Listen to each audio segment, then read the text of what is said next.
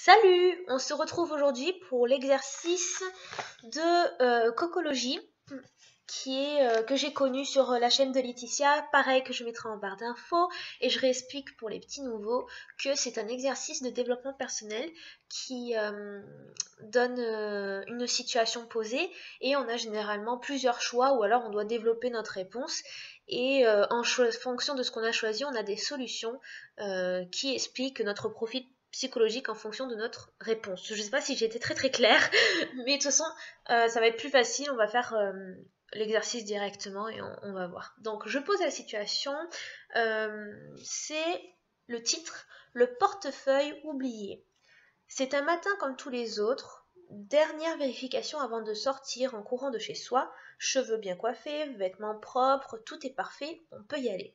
Vous partez à la même heure que d'habitude, mais à mi-chemin du bureau, vous vous apercevez que votre portefeuille ne se trouve pas là où vous le rangez toujours. Une recherche rapide confirme le pire, vous l'avez oublié chez vous. Et il n'y a plus assez de temps pour rebrousser chemin, excusez-moi, et aller le chercher. Vous commencez à fouiller vos poches et votre sac pour voir combien de liquide vous avez sur vous pour la journée. Quelle somme d'argent trouvez-vous? Alors, en gros, là, il faut répondre à la question. Il n'y a pas de plusieurs choix. Une somme d'argent que je trouve sur moi. Alors, perso, je n'ai jamais d'espèces sur moi, sauf si, par exemple, là, j'en avais eu, et puis là, je les ai, comment dire, je n'ai jamais une grosse somme. Donc, généralement, si par exemple, j'ai avancé quelqu'un et qu'on me rembourse en espèces, je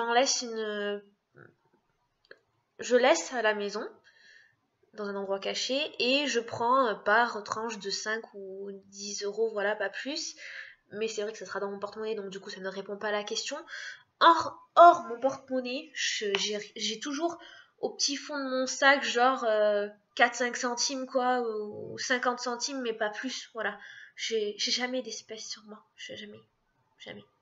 Je ne sais pas pourquoi, mais jamais. Enfin, si, je sais un peu pourquoi, mais c'est parce que ben voilà, je me dis que si un jour je me fais agresser ou quoi, voilà, j'ai déjà tellement pas d'argent, alors si en plus on me le vole. Enfin bon. Du coup, voilà, ouais, je pense que c'est moins d'1 euro, quoi. Voilà.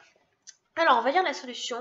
L'introduction dit « La quantité de liquide que vous avez trouvé sur vous représente la somme d'argent dont vous oubliez l'existence dans votre vie quotidienne.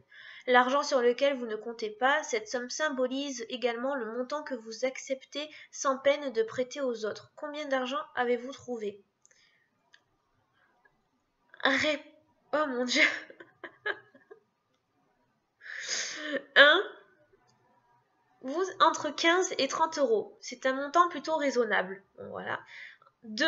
Plus de 100 euros. Vous devez être la coqueluche de vos amis à l'arrivée de la paix. Et 3.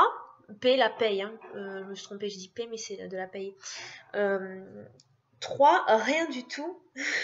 Êtes-vous sans le sou ou tout simplement radin? Alors,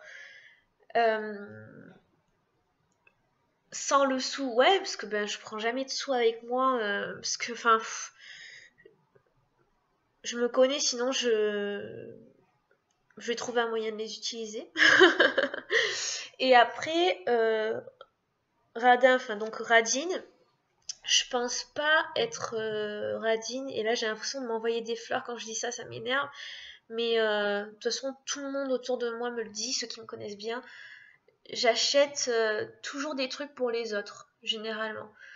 Quand je vois un truc dans un magasin ou quelque chose, je pense jamais à moi en première.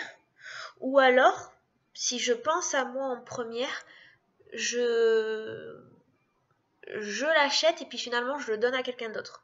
Voilà, généralement c'est ça. Voilà, donc je pense pas être radine. Voilà. Je sais que voilà, enfin, si quelqu'un est dans le besoin et tout, et si je peux forcément l'aider, j'hésite pas quoi. Voilà, je pense pas être radine. Bon, enfin, voilà. Donc, je pense plus que c'est être sans le sou que être Radine, voilà. Ben, c'était la cocologie du jour. Je sais pas si on a le temps d'en faire un autre. Ça fait peut-être... je pars au travail dans 10 minutes. Bon, il y en a un petit. On va le faire. Allez, alors. Ça s'appelle le titre Manteau bleu, manteau jaune. Admirer ensemble les crèches de Noël sur les places de ville ou des villages donne l'occasion aux gens de se réunir et de célébrer la fin de l'année. C'est une période nostalgique qui permet de créer de nouveaux souvenirs. Ce sont les vacances, les inconnus s'adressent la parole entre eux et un sentiment de paix règne tout autour. La nuit est froide et vous êtes sortis contempler, avec un groupe d'amis et de relations, les décorations qui illuminent les grands magasins. Parmi les personnes en votre compagnie, l'une d'elles porte un manteau jaune et une autre porte un manteau bleu. Qui sont-elles? Donnez le nom de personnes que vous connaissez. Oh là là, alors manteau jaune et manteau bleu. Alors, manteau bleu, tout de suite ça m'est venu, je pense à ma Tati Lali, qui connaît pas ma chaîne, hein, donc ça rien que voilà. Mais je lui fais des gros bisous si un jour elle passe par là. En fait, parce que quand j'étais petite, je sais pas si elle l'a toujours, mais elle avait une veste bleue, limite un peu lavande, mais une veste bleue qui faisait vraiment bleu quand même. Donc du coup, bah, j'ai pensé tout de suite à elle. Par contre, veste jaune et j'ai froid. Ça m'énerve, j'ai un frisson. Ce sera un petit garçon. Non, c'est pas vrai. Ah, je réfléchis. Veste jaune. Ouais, j'ai pensé aussi à une de mes petites sœurs parce que ben cet été elle a porté une robe jaune, mais c'est pas une veste, donc je sais pas pourquoi j'ai pensé à elle. Est-ce que je dis ma petite sœur ou pas du coup? Ouais, allez, je vais dire ça, mais j'ai trop peur que ce soit un truc horrible la solution. Bon, allez, ma petite sœur et ma tante, avec qui je m'entends super bien et que on partage toutes les deux la. Ben, ma petite sœur, je m'entends très, très bien aussi avec elle, c'est rien à voir, mais pour dire que ma tati, voilà, on a le Japon en commun et voilà, on est des folles. Voilà. C'est dans le sens positif, hein. On est passionnés, quoi. Alors, solution. En psychologie, les couleurs vives telles que le jaune sont associées à des sentiments positifs et chaleureux. En revanche, les couleurs froides comme le bleu sont liées à des émotions manquant de chaleur, voire négatives. Ah bon? Vous serez sans doute surpris de l'apprendre, mais la personne qui porte le manteau jaune est quelqu'un que vous aimez ou qui vous rend heureux, alors que quelque chose concernant la personne vêtue du manteau bleu vous laisse froid. Mais pas du tout. Alors là, ça n'a pas dû marcher pour celui-là pour moi parce que c'est pas du tout le cas. Alors pour le manteau jaune, oui. Enfin, après j'ai pas de contact régulier, donc non, voilà, je la vois pas. Mais manteau bleu, Matachi, non, bah non. On s'entend super bien. Je l'aime de fou. Mais comme mes soeurs d'ailleurs, mais je comprends pas. Bah ça a pas dû marcher pour moi celui-là parce que non, c'est bizarre. Non. La personne qui porte le manteau jaune est quelqu'un que vous aimez ou qui vous rend heureux. Donc oui. Et là, alors que la personne concernant le manteau bleu vous laisse froid, mais c'est pas possible. Mais non.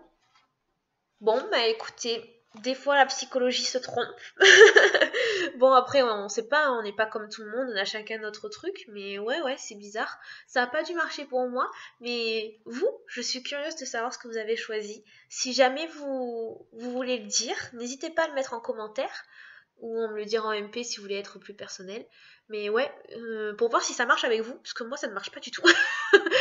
Autant le premier,